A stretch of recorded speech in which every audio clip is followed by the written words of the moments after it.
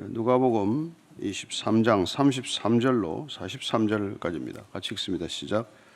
해골이라 하는 곳에 이르러 거기서 예수를 십자가에 못 박고 두 행악자도 그렇게 하니 하나는 우편에 하나는 좌편에 있더라. 예수께서 이르시되 아버지 저들을 사하여 주옵소서. 자기들이 하는 것을 알지 못함이니이다 하시더라. 그들이 그의 옷을 나눠 제비 뽑을새 백성은 서서 구경하는데 관리들은 비웃어 이르되 저가 남을 구원하였으니 만일 하나님이 택하신 자 그리스도이면 자신도 구원할지어다 하고 군인들도 희롱하면서 나와 신 포도주를 주며 이르되 내가 만일 유대인의 왕이면 내가 너를 구원하라 하더라. 그의 위에 이는 유대인의 왕이라 쓴 패가 있더라. 달린 해학자 중 하나는 비방하여 이르되 내가 그리스도가 아니냐 너와 우리를 구원하라 하되 하나는 그 사람을 꾸짖어 이르되 내가 동일한 정죄를 받고서도 하나님을 두려워하지 아니하느냐. 우리는 우리가 행한 일에 상당한 보응을 받는 것이니 이에 당연하거니와 이 사람이 행한 것은 옳지 않은 것이 없느니라고 이르되 예수여 당신의 나라에 임하실 때 나를 기억하소서니 예수께서 이르시되 내가 진실로 내게 이르노니 오늘 내가 나와 함께 낙원에 있으리라 하시니라. 아멘. 우리는 인류의 역사가 왜 BC와 AD로 갈라지는지를 잘 압니다. 예수님 이전과 예수님 이후로 갈라지는 이유, 그것은 인류의 물줄기 전체를 바꿔놓았기 때문이죠. 예수님이 오늘 이 십자가에 달리는 장면, 따라서 BC와 AD는 더 구체적으로 들어가면은 이 십자가가 경계선이라는 것을 알게 됩니다. 십자가로 인해서 죄로부터 온전히 자유해지는가, 이 경험이 있을 때 우리는 인류 역사가 BC와 AD로 단순히 나눠지는 것만이 아니라 자기 자신의 개인적인 생애도 BC와 AD로 확연하게 나뉘는 것을 경험하게 되는 것이죠. 더 이상 내가 예수님을 만나기 이전, 예수님을 몰랐던 그 이전과 예수님을 경험한 이후는 같을래야 같을 수가 없는 삶의 궤적을 경험하는 것입니다. 무엇 때문에 그런 일이 일어났는지를 오늘 이렇게 설명하고 있어요. 33절 말씀입니다. 시작. 해골이라는 곳에 이르러 거기서 예수를 십자가에 못 박고 두 행악자도 그렇게 하니 하나는 우편에 하나는 좌편에 있더라. 해골이라 하는 곳이 되는데 이 해골은 이게 원문 성경을 보면 크라니온으로 되어 있어요. 여러분 성경에는 갈보리라는 말이 전혀 나오지 않습니다. 사복음서에는 이 크라니온은 헬라어로 두개골이라는 뜻이에요. 그럼 도대체 우리가 자주 쓰는 이 골고다나 무슨 갈보리는 어디서 나온 말이겠습니까? 이 골골다는 원래 아람어예요. 그 아람어를 이제 표기할 때 골고다로 표기를 하는 것이고, 그걸 라틴어 성경으로 바꾸면서 그걸 칼바리아라고 번역을 또 음역을 해놨어요. 근데 그걸 또 영어가 읽으면서 캘보리라고 또 읽고, 그걸 또 우리가 한글로 읽으면서 또 갈보리라고 읽고, 그래서 어떻게 이게 자꾸 헷갈리는 게 돼 있는데, 어쨌건 그 뜻은 모두 다 이 두개골이면 두개골이라고 하는 건데, 대개는 이제 뭐 해골 이렇게 표현하지만 그 생긴 모습이 두개골 비슷하다고 해서 붙여진 이름이기도 하고, 예루살렘에 가면은 뭐 꼭 마지막 성지 순례 마지막 코스가 여기 이 언덕에 올라가는 코스를 되게 만들어요. 거기서 이제 마지막 예수님의 그 십자가를 지고 오르는 것을 같이 한번 경험해 보자고 십자가를 빌려줍니다. 각자 지고 가라고. 뭐 그런 일도 있긴 합니다만, 어쨌든 예루살렘 북동쪽에 있는 성문 밖에 있는 언덕을 이렇게 부른 것이죠. 거기서는 수많은 십자가 처형이 있었습니다. 정말 AD 70년 그 티투스가 들어와서 예루살렘을 점령하고 나서는 하루에 500명씩 십자가에 달아가지고 십자가를 더 이상 만들 나무가 없어서 처형을 하지 못했던 그런 장소이기도 한 곳이에요. 어쨌든 지금 해골이라고 하는 곳, 이렇게 장소를 명시했습니다. 거기에서 예수님을 십자가에 못 박는데 그들은 의도적으로 두 행악자, 아주 악한 범죄인 두 사람을 예수님 왼쪽 오른쪽에다가 셋을 교수형에 처함으로써 이제 십자가형에 처함으로써 예수님도 행악자의 한 사람인 것처럼 이미지를 만들고 있는 거예요. 나무에 달아 죽이는 것으로 부족해서, 나무에 달아 죽는 자마다 저주받은 자라는 것으로도 부족해서 행악자의 한 사람처럼 그렇게 연출한 것이 이 새 십자가가 세워진 거예요. 아무래도 예수님 혼자 십자가에 매달아 처형하기에는 부담스러웠겠죠. 그런 의도 때문에 양쪽에 지금 이렇게 하나씩 행악자를 배치했습니다. 그러나 이 그림이야말로 절묘하게도 어떻게 보면 온 세상을 뜻하는 것이죠. 예수님을 중심으로 오른편이든 왼편이든 이 세상은 행악자가 있을 뿐이에요. 악인들이 있을 뿐이에요. 의인은 없나니 하나도 없다는 말씀대로 오른쪽에 있건 왼쪽에 있건 다 죄인들이라는 것입니다. 다 십자가의 처형을 받아야 할 존재라는 거예요. 뭐 아무리 잘났다고 그렇게 얼굴에 무슨 뭐 눈에 힘을 주고 살아도 예수님 오른편에 있는 죄인인지 아니면 왼편에 있는 죄인인지 우리는 다 죄인일 뿐이에요. 그런데 그 죄인들이 어떤 죄인들로 나뉘는지를 우리는 오늘 보게 되는 것입니다. 구원이 어떻게 이루어지는지를 한마디로 설명해 주는 말씀입니다. 34절 같이 읽습니다. 시작. 이에 예수께서 이르시되 아버지 저들을 사하여 주옵소서 자기들이 하는 것을 알지 못함이니이다 하시더라. 그들이 그의 옷을 나눠 제비 뽑을세 아버지 저들을 사하여 주옵소서. 십자가에 달리셔서 첫 번째 하신 말씀이 곧 기도인데 그 기도는 아버지 저들을 용서하여 주십시오. 그 이유는 자기들이 하는 것을 모르기 때문입니다. 몰라서 용서해 달라는 거예요. 왜 몰라요? 십자가형 보통 네 사람이 처형에 가담합니다. 아마 예수님을 십자가에 달 때는 가장 이 십자가형 처형에 익숙한 군인들 네 사람을 뽑았을지도 모르죠. 팀을 만들 때. 그들 능숙하게 그 일을 하는 사람들, 직업적으로 직무상 맡겨진 일을 아주 잘 해내는 사람들을 뽑았겠죠. 뭘 하는지 잘 아는 사람들이지만 예수님이 볼 때는 어떻습니까? 뭘 하는지 모르기 때문에 용서해달라는 겁니다. 얼마나 놀라운 기도, 충격적인 기도입니까? 용서가 왜 필요합니까?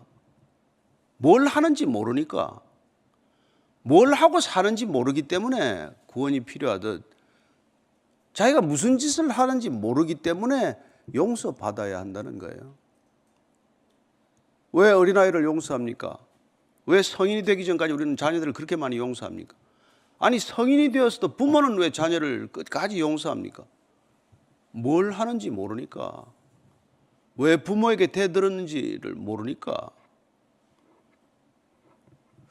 여러분 몰라서 용서받은 것입니다. 우리는 잘나서 용서받은 게 아니라 어려서 용서받은 것입니다. 미숙해서 용서받은 거예요. 우리가 성숙해서가 아니고 용서란 그런 거예요. 예수님께서는 가르친 대로 기도하신 것입니다. 그렇게 하라고 가르치셨어요. 누가복음 6장 27절 28절입니다. 시작. 그러나 너희 듣는 자에게 내가 이르노니 너희 원수를 사랑하며 너희를 미워하는 자를 선대하며 너희를 저주하는 자를 위하여 축복하며 너희를 모욕하는 자를 위하여 기도하라. 누구를 위하여 기도하라고요? 자녀를 위해 기도하라. 배우자를 위해 기도하라. 어려워진 사업을 위해 기도하라. 그게 아니잖아요. 원수를 사랑하기 위해 기도하는 거예요. 내가 미워하는 사람을 잘 대해주기 위해 기도하는 겁니다. 기도란 이런 목적으로 하라는 거예요. 나를 저주하고 나를 모욕하고 내 속을 날마다 긁어놓는 사람을 위해 기도하라고 말하는 거예요. 그렇게 가르치기만 하고 뭐 그렇게 안 하면 어떻게 돼요? 무슨 소용이 있습니까? 주기도문도 마찬가지입니다. 주기도문도 11장 4절, 이게 마태판이 있고 우리가 누가판이 있지 않습니까? 누가판 주기도문 11장 4절입니다. 시작. 우리가 우리에게 죄지은 모든 사람을 용서하니 우리 죄도 사하여 주시옵고 우리를 시험에 들게 하지 마옵소서. 우리한테 죄지은 모든 사람을 용서하라는 거예요. 우리한테 죄지은 모든 사람. 나한테 사과한 사람만 용서하는 게 아니고. 이게 기독교입니다. 이게 십자가예요. 그래서 BC와 AD입니다. 이런 걸 경험하고 어떻게 인생이 이전과 이후가 같을 수 있겠습니까? 이걸 배운 첫 순교자가 이렇게 기도했습니다. 초대교회 첫 번째 순교자는 스데반, 우리가 잘 알지요. 사도행전 7장 59절 60절입니다. 시작. 그들이 돌로 스데반을 치니 스데반이 부르짖어 이르되 주 예수여 내 영혼을 받으시옵소서 하고 무릎을 꿇고 크게 불러 이르되 주여 이 죄를 그들에게 돌리지 마옵소서, 이 말을 하고자 하니라. 돌에 맞아 죽었는데 잠들었습니다. 잠들기 전에 하는 말이, 이 죄를 지금 저한테 돌 던지는 사람들한테 이 죄를 돌리지 마십시오. 여러분, 이게 기독교라는 것입니다. 원수를 갚아달라고 때를 쓰는 게 기독교가 아니고, 억울한 일 좀 보복해달라고 기도하는 게 아니고, 이게 인류의 물줄기를 바꾼 기도요. 인류의 물줄기가 뒤바뀐 이유라는 것입니다. 왜 예수인가? 왜 교회인가? 왜 기독교인가? 이것 때문이에요.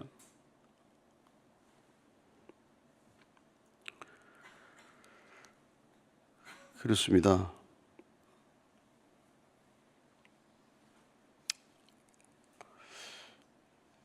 사실 예수님께서는 뭐 이런 걸 비유로도 또 말씀하셨어요. 본인이 어떻게 이렇게 죽게 될 것인지, 왜 죽게 되는지, 왜 죽게 되는지. 마태복음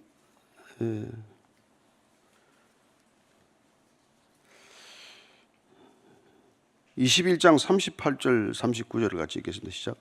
농부들이 그 아들을 보고 서로 말하되 이는 상속자니 자 죽이고 그의 유산을 차지하자 하고 이에 잡아 포도원 밖에 내쫓아 죽였느니라.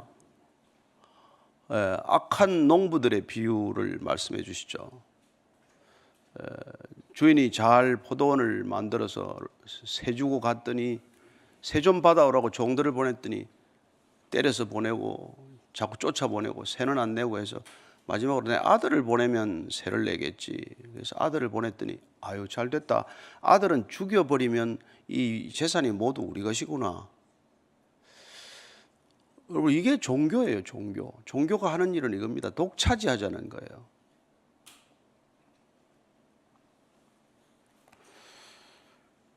종교인들이 욕심이 많습니다. 복음은 이 모든 것들로부터의 자유, 해방을 뜻하는 것이죠. 진정한 구원이란 뭡니까? 자기로부터의 구원이에요. 자기 욕망으로부터의 구원입니다. 그런데 그래서 우리가 십자가죠. 이 길만이 우리가 우리 자기 중심성에서, 자아 중심성에서 벗어날 수 있는 유일한 길이어서 우리가 다른 길로 구원받을 길이 없으니 오직 이 길로 오라고 초청하는 것입니다. 내가 안 죽고 남만 와서 죽으라고 초청하는 게 아니잖아요. 우리가 죽어보니까 그분이 내 안에 살도록 했더니 인생에 어떤 문제가 해결되지 않아도 뿌리는 뽑혔다는 것을 경험하지 않습니까? 지연 말단적인 문제는 하나도 해결이 안 됐을지 모르겠지만 문제의 본질은 해결되는 것을 경험했기 때문에 우리가 이 길을 가는 거 아닙니까? 그렇게 지금 예수님께서는 기도한 것입니다. 저들을 사해 주십시오. 도대체 그러니까 그 악한 농부도 용서에 들어가는 거예요. 이 저들이 지금은 당장 눈앞에 우리가 볼 때는 그 네 사람 십자가에 못 박는 네 사람, 십자가 당시 T형으로 저게 만들었어요. 머리는 가둘 곳이 없습니다. 죄편은 높이 달았죠. 땅에서 한 70 내지 80cm 떨어진 곳에 세우게 됩니다. 이제 대개는 뭐 솔에 못이 박혀 있으면서 이제 하중을 버티도록 약간 이제 거쳐 있다가 점점 이제 힘이 빠지면은 극도의 고통 속에 죽어가는 인간이 할 수 있는 가장 잔인하고 잔혹하고 처참한 처형 방식이죠. 근데 이 방식으로 정말 로마인들은 스스로 이걸 입에 담기조차 않았어요. 로마인들에게 금기어 중에 하나입니다. 십자가라는 말 자체가. 그만큼 두려운, 거기에 못을 박는 자들을 용서해달라. 그리고 그들은 또 옷을 나누었다고 돼 있죠. 보통 사형 집행을 할 때 이제 뭐 이 속옷, 뭐 그다음에 허리띠, 뭐 신발, 샌들 이런 건 하나씩 가지는데 겉옷은 이제 통으로 호지 않고 짠 거라서 그 네 사람이 이게 가르면은 쪼가리를 내 쓸모가 없게 되니까 제비 뽑아서 도박을 해서 한 거죠. 그것까지 이렇게 우리에게 보여주고 있습니다. 35절이에요. 시작. 백성은 서서 구경하는데 관리들은 비웃어 이르되 저가 남을 구원하였으니 만일 하나님이 택하신 자 그리스도이면 자신도 구원할지어다. 끝까지 조롱합니다. 관리들은 그 사형장에 이제 온 무리들은 다 조롱합니다. 비웃습니다. 남을 구원하겠다며. 근데 만일 내가 그리스도면 내 자신부터 구원해보라는 거예요. 십자가에서 내려와 봐라. 못 뽑고 네가 가시 면류관 벗고 한번 내려와 봐라. 그럼 믿겠다.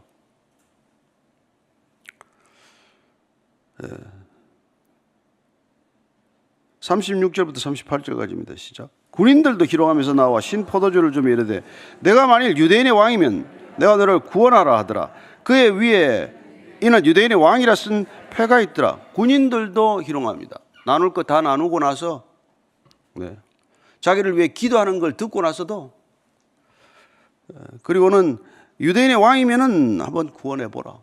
내가 이스라엘의 왕이면 스스로를 구원하라는 겁니다. 끝까지 조롱하는 목소리는 뭐예요? 스스로를 구원해 보라. 그러면 믿겠다. 나의 생명을 버려서 너를 살리겠다고 하는 사람에게 그렇게 말하는 거죠. 그리고 유대인의 왕이라고 쓴 패, 이거는 우리가 요한복음을 보면은 이 뭐 시비가 있었지 않습니까? 왜 유대인의 왕이라고 쓰냐? 자기들이 유대인의 왕을 참칭한다고 붙들어 와가지고 빌라도가 정말 속이 뒤틀려서 그래 너희들이 유대인의 왕이라고 붙들어 왔으니 유대인의 왕을 너희 손으로 죽여라. 어쩌면 이스라엘 백성들 전체에 대한 모독이고 유대교 전체를 조롱하는 것이지만은 그들은 그게 비가 상해서 마지막에 이거 좀 고쳐달라고 한 겁니다. 그게 요한복음 19장 21절에서 22절까지예요. 시작. 유대인의 대제사장들이 빌라도에게 이르되 유대인의 왕이라 쓰지 말고 자칭 유대인의 왕이라 쓰라 하니 빌라도가 대답하되 내가 쓸 것을 썼다 하니라. 안 고쳐줍니다.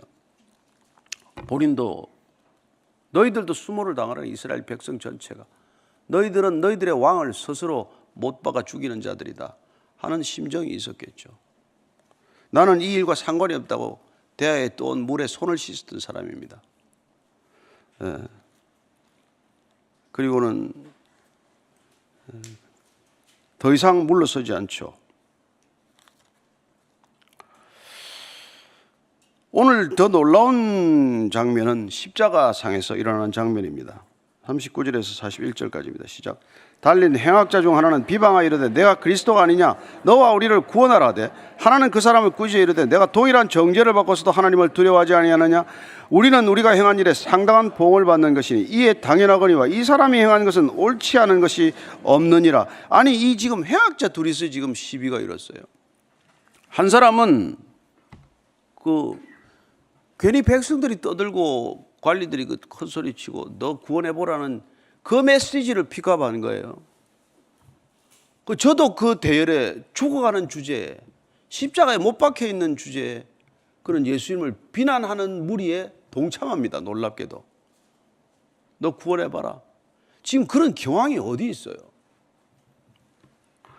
어떻게 이 자는 이 십자가에 달려서 예수님께서 그 십자가에 못 박는 자들을 위하여 기도하는 것을 듣고 저들을 용서해 달라는 그런 기도를 듣고서도 이런 얘기를 할 수 있냐는 것이죠. 너 구원해봐라. 구원해봐라. 마틴 로이드 존스 목사님이 쓴 십자가라는 책이 있는데 이 일을 명쾌하게 설명을 하고 있어요. 한번 조금 읽어드리겠습니다. 얼마나 많은 조롱과 조소가 있었습니까? 왜 이런 감정들이 나타났습니까? 왜 이런 증오와 욕설을 주님이 받으셔야만 했습니까? 단 한 가지 답변 외에는 아무것도 없습니다. 사탄과 벌이시는 싸움, 주님을 욕하고 비난하는 모든 인간 속에서 역사하는 사탄의 세력과의 싸움 때문이었습니다. 여러분, 왜 그런 주제에도 예수님을 욕합니까? 왜 종교 지도자건 정치 지도자건 모든 사람들이 욕합니까? 왜 이 세상은 기독교를 비난하는데 한 마음 한 뜻이 되는 것입니까? 이 싸움은 어떻게 진행되고 있는 것입니까? 지금은 어떻게 이 싸움이 지금 진행되고 있는 것일까요? 그는 계속해서 말합니다. 기독교인이 되지 않는 것이 현명한 일이라고 생각하는 이유가 무엇인지 아십니까? 교회 잘못이 무엇입니까? 잘못한 거 있긴 있죠. 있긴 있지만 놀라우신 주님이 무슨 잘못을 했습니까? 그분이 가르친 것에 무슨 허물이 있습니까? 기독교를 거절하는 것이 어째서 현명한 일이라는 말입니까? 왜 기독교를 그처럼 비난합니까? 왜 온갖 조롱을 퍼붓습니까? 대답은 오직 한 가지입니다. 사탄의 세력에 짓눌려 살면서도 아무런 감각을 갖지 않는 자들에게서 쏟아져 나오는 증오는 사탄의 증오입니다. 왜 증오하고 있는지 설명할 수가 없습니다. 정말 어처구니 없는 일입니다. 이런 일을 하는 자들은 자기들이 지금 무엇을 하고 있는지를 모르고 있습니다. 지금도 모르고 있습니다. 참으로 어리석기 짝이 없습니다.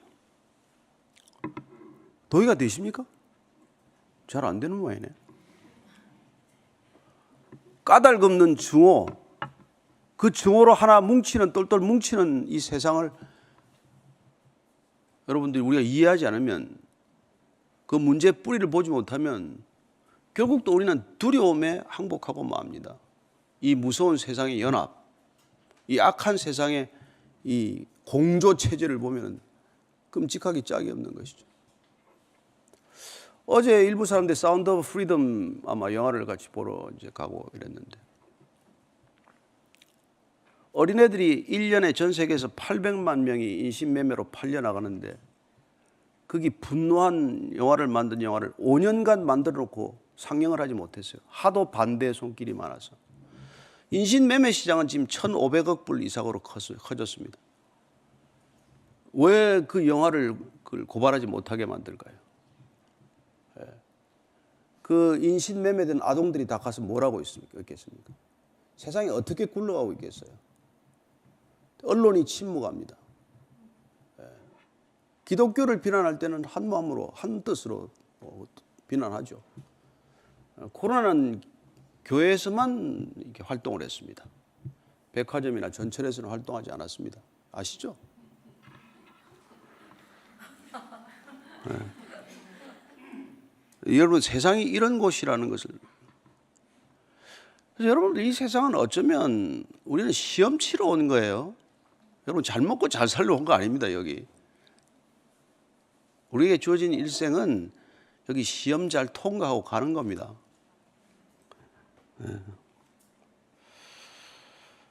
그래서 그 주연을 맡았던 제임스 카비젤은 인터뷰에 이렇게 말해요. 내가 내 생명을 던져서 저 아이들과 바꿀 수만 있다면 나는 기꺼이 내 목숨을 버리겠다. 그게 기독교인입니다.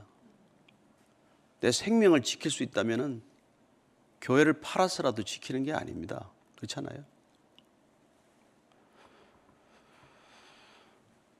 42절 43절입니다. 시작.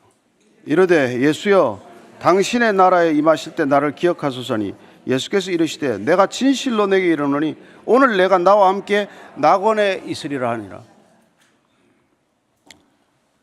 한쪽 행악자는 예수님을 비난하는 무리에 동참했습니다. 근데 이 어리석기 짝이 없는 것을 깨닫게 된 한 행악자는 단 한마디 했습니다. 오늘 밤 저를 데려가 주십시오. 저를 구원해 주십시오. 여러분, 구원은 어떻게 이루어집니까? 이 행악자에게 임한 구원은 구원의 본질을 이렇게 선명하게 드러내지 않습니까? 한마디예요. 그걸 기억해 주십시오. 저를 살려 주십시오. 여러분, 구원은 이렇게 이루어진다는 거예요. 당신의 나라에 임하실 때 나를 기억해 주십시오. 예수님께서 약속하십니다. 오늘 내가 나와 함께 낙원에 있을 것이다. 예수님 십자가에서 뭐 하십니까? 죽어가면서 뭐 하십니까? 마지막 순간까지 뭐라고 계신 것입니까? 그분은 구원을 위해 오셨고 구원의 섭리는 그분 안에서 중단된 적이 없다는 것이죠. 하나님의 섭리는 그분 안에서 한 번도 멈춘 적이 없다는 것입니다. 마지막 순간까지 그분이 하시는 일은 구원에 관한 일입니다. 구원은 이렇게 받는 거예요. 살려주십시오. 저는 항복합니다 라고 표현했어요. 주님, 저는 할 도리 다 했습니다. 제 힘으로는 여기까지, 저는 더 이상 할 수 없습니다. 도와주십시오. 그게 구원의 요청이에요. 내 힘으로는 이 사슬에서 풀려날 길도 없고, 내 힘으로는 중독에서 풀려날 길도 없고, 내 힘으로는 어떤 것으로도 이 상황을 뚫고 나갈 수 없습니다. 도와주십시오. 살려주십시오. 그게 구원의 요청이고, 내가 나와 함께 있으리라. 그게 구원의 약속이에요. 어렵습니까? 이게 힘듭니까? 왜 안 일어납니까? 왜 그런데 이걸 비난합니까? 무슨 이유입니까? 여러분, 그 이유를 똑바로 알아야 우리가 이 세상을 살죠. 그리고 우리도 담대히 제임스 카비젤처럼 고백할 수 있죠. 저 영혼 하나 살릴 수 있다면 내 죽어도 좋습니다. 저는 그렇게 실제로 기도하는 우리 성도가 있는 것을 압니다. 저 사람 하나 살려주면 내 목숨 가져가십시오. 그게 기독교입니다. 그게 2000년간 지속된 것입니다. 주님 오실 때까지 계속될 것입니다. 오늘 기도하실 때 여러분들 마음에 품은 사람 놓고 기도하십시오. 더 이상 내 것 구하는 기도 그만하시고 주님의 뜻을 따라 기도하는 아침 되기를 바랍니다. 기도하겠습니다. 하나님 아버지, 주님께서 끝까지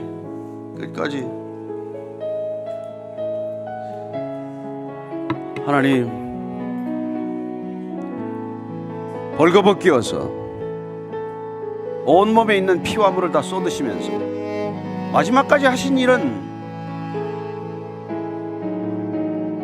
손과 발에 못 박은 군인들을 위하여 기도하는 것이고, 내 살을 찢는 자를 위하여 기도하는 것이고, 마지막 순간까지 살려달라, 도와달라, 구원해달라고 하는 사람 끝까지 구원하는 일이었습니다. 주님, 그 주님이 우리 안에 계신다면, 그렇습니다. 내가 이제 십자가와 함께 죽었나니 이제는 내가 사는 것이 아니요 내 안에 그리스도께서 사시는 것이라고 고백한 것이 진실한 고백이라면, 주님, 오늘 하루도 내 안에서 역사하시는 주님의 기도를 종일 드리는 하루가 되게 하여 주시옵소서. 내가 그리스도와 함께 십자가에 못 박혔나니 이제는 내가 사는 것이 아니요 내 안에 그리스도께서 사시는 것이라. 이제 내가 육체 가운데 사는 것은 나를 사랑하사 나를 위하여 자기 몸을 버리신 하나님의 아들의 이름을 믿는 믿음 안에서 사는 것이라.